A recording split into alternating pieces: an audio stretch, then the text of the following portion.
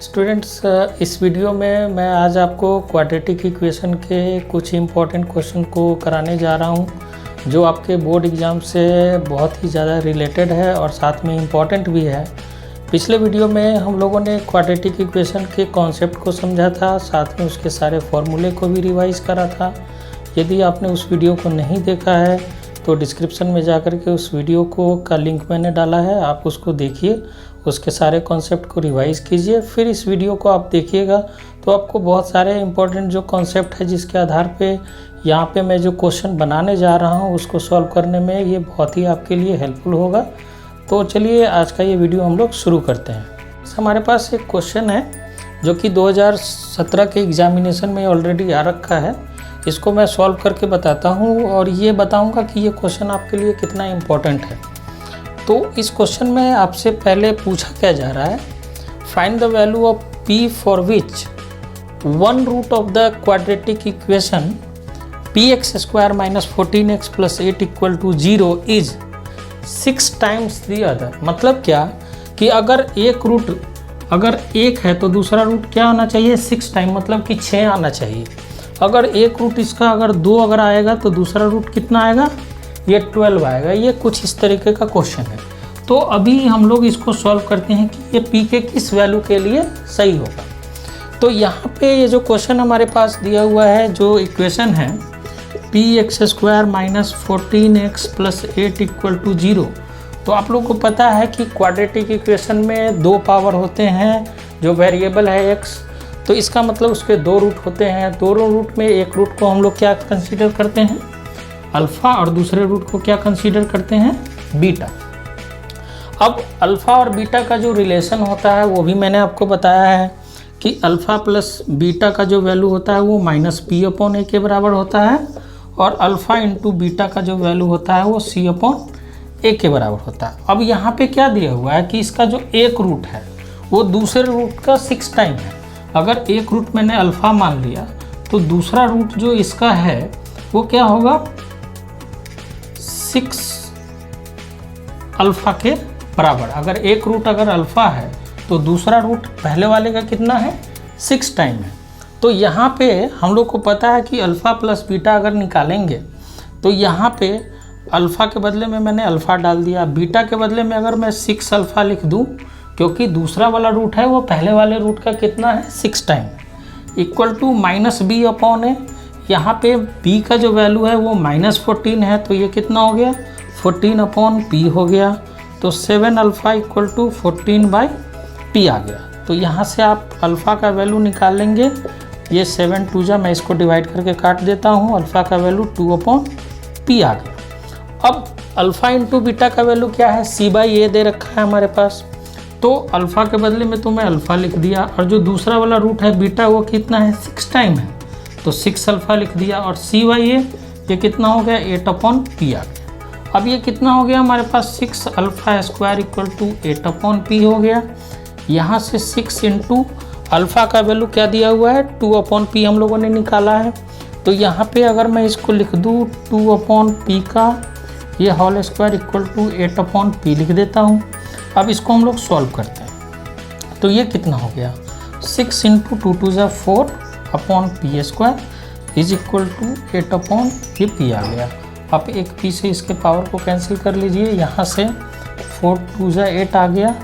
तो p का जो वैल्यू आ गया वो हमारे पास, इस p को यहाँ पे भेज दो तो 6/ ये कितना आ जाएगा, ये 2 आ जाएगा। तो ये हो गया हमारे पास 3। तो p का जो वैल्यू आ गया हमारे पास क्या आ गया, वो आ गया 3। तो इसका मतलब क्या कि p का वैल्यू अगर आप 3 इसमें पुट करेंगे तो जो एक रूट अगर आपके पास 1 आएगा तो दूसरा रूट क्या आएगा, 6 आएगा, 6 आएगा, क्योंकि ये बोल रहा है कि इसके 6 टाइम है। स्टूडेंट्स, ये जो नेक्स्ट क्वेश्चन हमारे पास है कि अल्फ़ा और बीटा 0 ऑफ दिस पॉलिनोमियल, अब ये क्वाड्रेटिक इक्वेशन है और ये इसका 0 है, इसका मतलब कि अल्फ़ा और बीटा इस इक्वेशन को सेटिस्फाई करता है। और आपको निकालना क्या है कि α² प्लस β² अल्फ़ा का वैल्यू क्या होगा। ये क्वेश्चन बहुत इंपॉर्टेंट इसलिए है क्योंकि आप आगे भी अगर गवर्नमेंट के एग्जामिनेशन की अगर तैयारी करते हैं तो वहाँ पे भी आते हैं, साथ में बैंक क्लर्क के जो एग्जामिनेशन है वहाँ पे भी आते हैं। इसके अलावा आप जो जनरल कंपटीशन जो भी एग्ज़ाम होते हैं उसमें भी आते हैं। तो ये क्वेश्चन बहुत ही इम्पोर्टेंट है।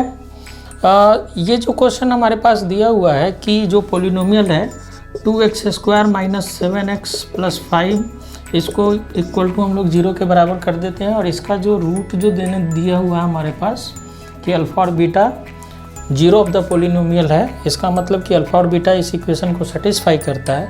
तो हम लोग को पता है कि अल्फ़ा प्लस बीटा का रिलेशन क्या होता है, -b/a के बराबर होता है, और अल्फ़ा इंटू बीटा का वैल्यू किसके बराबर होता है, c/a के बराबर होता है।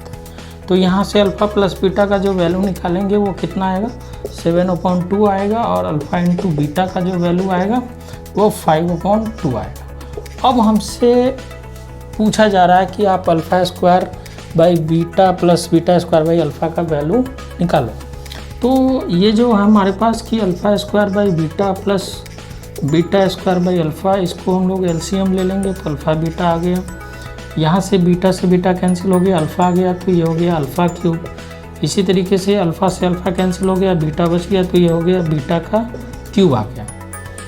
अब आपको AQ + BQ का फॉर्मूला आपको आना चाहिए, और साथ में किस टर्म में आना चाहिए, जिससे कि ये वैल्यू, ये जो पर्टिकुलर वैल्यू है इस पे ये प्लेस हो जाए। तो हम लोग जानते हैं कि जो AQ + BQ का जो फॉर्मूला होता है वो A + B का पावर 3 A + B का whole cube -3 A into B into A + B के बराबर होता है। आप इस पे इस वैल्यू को पुट कर लीजिए, मतलब कि α³ + β³ के बदले में आप इसका यूज करके आप इसके वैल्यू को लिख दें। तो इसको हम लोग लिख सकते हैं क्या, अल्फ़ा प्लस बीटा का power 3 -3 alpha beta into alpha plus beta upon alpha into beta. अब हम लोग क्या करेंगे, अल्फ़ा प्लस बीटा का वैल्यू 7/2 यहाँ पे पुट करेंगे, अल्फ़ा बीटा इंटू बीटा का जो वैल्यू है 5/2 इसको यहाँ पुट करेंगे, और फिर अल्फ़ा प्लस बीटा का जो वैल्यू है 7/2 इसको यहाँ पे पुट करके इसके वैल्यू को फाइंड आउट करेंगे।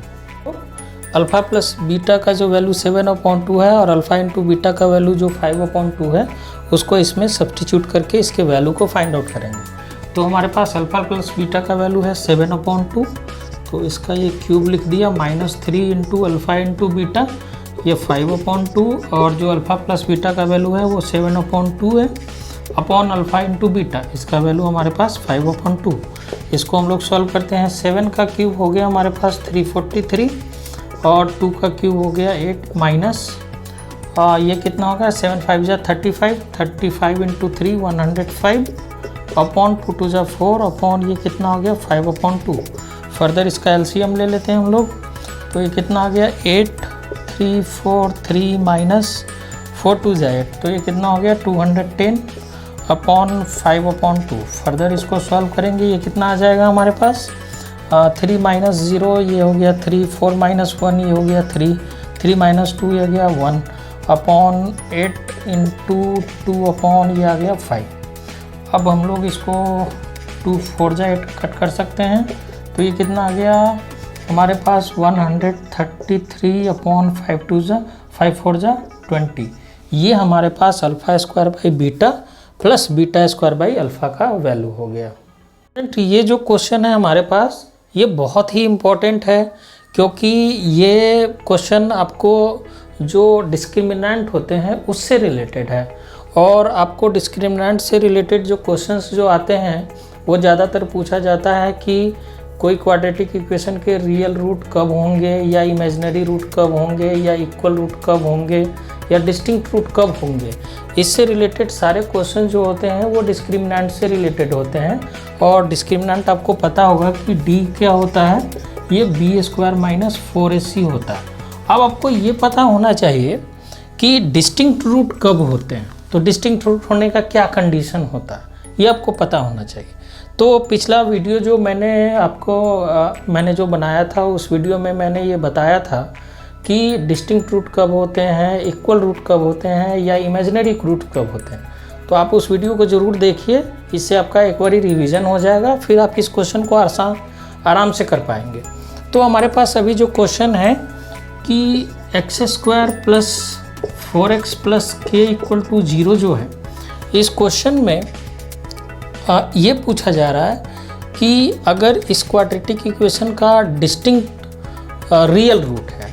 डिस्टिंक्ट रियल रूट का मतलब क्या हुआ कि जो d है डिस्क्रिमिनेंट है, इसका जो वैल्यू होना चाहिए वो 0 से बड़ा होना चाहिए। ये कंडीशन होता है डिस्टिंक्ट रियल रूट के लिए।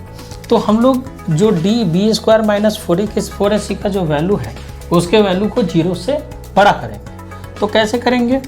b हमारे पास क्या दिया हुआ है, ये 4 है, तो ये 4 का square minus 4ac, 4 into a का वैल्यू क्या है 1 है हमारे पास 1, और c का वैल्यू क्या है ये k है, ये हमारे को ग्रेटर देन 0 होना चाहिए।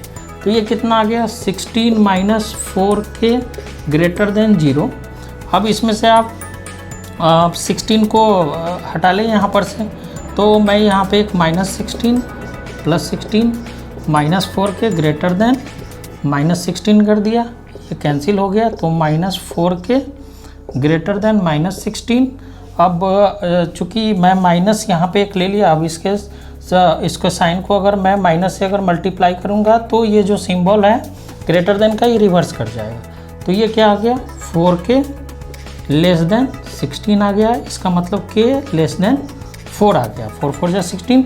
तो जो k का वैल्यू है ये 4 से कम होगा, तब जा कर के इस क्वाड्रेटिक इक्वेशन का जो रूट है वो डिस्टिंक्ट होगा, रियल होगा। जो क्वेश्चन है ये भी बहुत इम्पोर्टेंट है। इसमें भी इस क्वेश्चन में ये पूछा जा रहा है कि एक किस वैल्यू के लिए इस क्वाड्रेटिक इक्वेशन का जो रूट होगा वो इक्वल होगा। तो आपको पता होना चाहिए कि कभी भी आपको रियल रूट निकालना हो, रियल एंड डिस्टिंक्ट निकालना है, इक्वल रूट निकालना हो या इमेजिनरी रूट के बारे में बताना हो, तो आपको क्या करना पड़ेगा? इसके लिए सबसे पहले आपको जो डिस्क्रिमिनेंट होता है उसको आप पता करके आप इसको बता सकते हैं। तो हम लोग को पता है कि अगर d का वैल्यू ग्रेटर देन अगर 0 आए तो इसका मतलब क्या होता है कि किसी भी क्वाड्रेटिक इक्वेशन का जो रूट होंगे वो रियल एंड डिस्टिंक्ट होंगे। अगर d का वैल्यू इक्वल टू 0 होगा, मतलब डिस्क्रिमिनेंट का वैल्यू अगर 0 के बराबर होगा तो उसके इक्वल रूट आएंगे। तो इसका मतलब क्या हुआ कि इस क्वेश्चन में हमसे यही पूछा जा रहा है कि उसके रूट क्या होने चाहिए, इक्वल रूट्स होने चाहिए। इसका मतलब उसका जो d है उसके वैल्यू को हम लोग क्या करेंगे 0 के बराबर करेंगे। तो d क्या होता है b² माइनस 4ac होता है, इसको 0 के बराबर करेंगे। तो b हमारे पास क्या है यहाँ पे 3a माइनस 3a, तो माइनस 3a का मैंने स्क्वायर कर दिया माइनस 4ac। a का मतलब यहाँ पे ये y² के साथ जो कोफिशिएंट है वो, तो ये कितना हो गया 4, और जो c का वैल्यू है कितना है ये 1 है, इक्वल टू 0।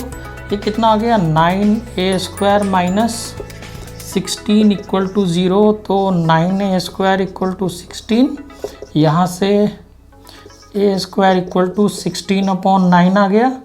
तो a का जो वैल्यू आ गया ये कितना आ जाएगा प्लस माइनस 4/3। तो a का वैल्यू हमारे पास कितना आ गया प्लस माइनस 4/3 आ गया।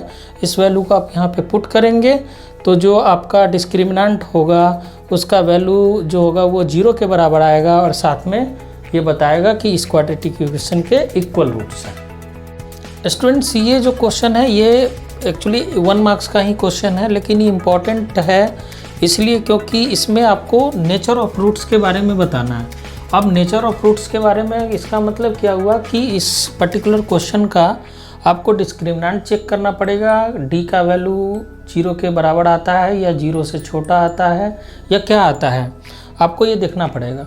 तो नेचर ऑफ रूट्स का मतलब यही होता है कि आप उस पर्टिकुलर क्वाड्रेटिक इक्वेशन का जो डिस्क्रिमिनेंट है उसके वैल्यू को चेक कीजिए।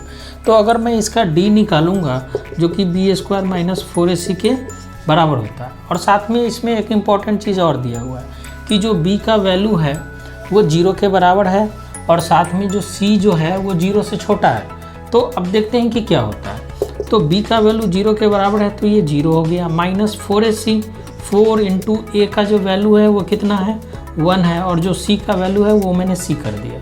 अब यहाँ पे देखते हैं ये माइनस 4c आ रहा है हमारे पास। अब ऑलरेडी जो c जो है वो 0 से छोटा है हमारे पास, तो इसका मतलब ये लेस देन 0 आ गया। अब लेस देन 0 का मतलब क्या होता है यहाँ पे कि अगर जो डी आपके पास जो आ गया वो लेस देन 0 आ गया और सी का वैल्यू सी का वैल्यू जो है इस क्वेश्चन में वो 0 से छोटा दिया हुआ है, तो इसका मतलब क्या हुआ कि अगर सी का वैल्यू नेगेटिव अगर ये होगा तो ये हमारे पास क्या आ जाएगा, एक पॉजिटिव टर्म आ जाएगा। और पॉजिटिव का मतलब क्या हुआ कि ये ग्रेटर देन 0 हो जाएगा। और जब ग्रेटर देन 0 होता है डिस्क्रिमिनेंट डी का वैल्यू अगर ग्रेटर देन 0 होता है तो उसके रूट्स क्या होते हैं, रियल और अनइक्वल होते हैं। मतलब क्या कि इस क्वाड्रेटिक इक्वेशन का जो रूट है वो डिस्टिंक्ट आएगा। नेक्स्ट जो क्वेश्चन है स्टूडेंट्स, ये बहुत ही इंपॉर्टेंट है, ये क्लास 10th में 3 मार्क्स में आते हैं ज़्यादातर। जो क्वेश्चन है हमारे पास कि जो क्वाड्रेटिक इक्वेशन है 1 + a² b² x² + 2ab x + c² - m², ये बताया जा रहा है कि इसके इक्वल रूट्स है और हमें प्रूव करना है कि c² का जो वैल्यू है वो m² ब्रैकेट 1 + a² के बराबर है, ये हमें प्रूव करना। तो सबसे पहले इक्वल रूट्स अगर होते हैं तो आपको पता है कि d का जो वैल्यू है उसको हम लोग 0 के बराबर करते हैं। इसका मतलब क्या कि b² - 4ac का जो वैल्यू होगा उसको 0 के बराबर करेंगे। तो इस क्वेश्चन में b² - 4ac = 0 अगर करेंगे तो b का जो वैल्यू है वो टोटल हमारे पास कितना है 2abc, इसका ये हो गया whole square minus 4ac, a का जो वैल्यू है वो कितना दिया हुआ है 1 + a² b², और जो c का वैल्यू है वो दिया हुआ हमारे पास c² - m² और ये = 0। अब ये कितना हो गया 4a² b² c² - 4। अब इसको हम लोग सबसे पहले मल्टीप्लाई कर लेते हैं, तो ये कितना हो जाएगा b² + a² b² c² - m² = 0। यहाँ से हम लोग 4a² b² c² - 4, ये कितना हो गया b² c² - b² m², और यहाँ से फिर आप a² b² c² और ये माइनस a² b² और ये m² और ये = 0। अब हम लोग -4 से सब में मल्टीप्लाई कर देते हैं, तो ये क्या हो गया 4a² b² c² - 4 b² c² minus plus ये हो जाएगा 4b² m² minus 4a² b² c² plus 4a² b² m² = 0। अब यहाँ पे जो 4a² b² c² है ये टर्म हमारा कैंसिल हो गया। हमारे पास जो रेस्ट बचा वो क्या बचा -4b² c²। अब हमें प्रूफ जो करना है उसमें c² = प्रूफ करना है, तो इस टर्म को हम लोग लेफ्ट हैंड साइड पे रख लेते हैं, बाकी टर्म को हम लोग राइट हैंड साइड पे शिफ्ट कर देते हैं। तो ये कितना हो जाएगा यहाँ से -4b² m² minus 4a² b² m², ये हमारे पास हो गया। अब यहाँ पे -4b² c² = -4, अगर b² कॉमन कर ले तो ये कितना आ जाएगा m² प्लस ये हमारे पास आ जाएगा एक a², क्योंकि यहाँ से 4b² को हम लोगों ने कॉमन कर लिया है, तो 4b² अगर कॉमन ये हमारे पास आ गया तो ये बचेगा यहाँ पे a² और m² बचेगा। और यहाँ पे हम लोग ये भी कर सकते हैं कि m² को भी कॉमन कर सकते हैं, तो अभी तो हम लोग नहीं कॉमन कर रहे हैं, m² को ऐसे ही यहाँ पे रख रहा है। अब यहाँ से -4b² से -4b² को कैंसिल कर दिए, तो c² = अगर आप यहाँ पे m² को अगर कॉमन कर ले तो ये क्या आ जाएगा 1 + a², जो कि हमें प्रूफ करना था।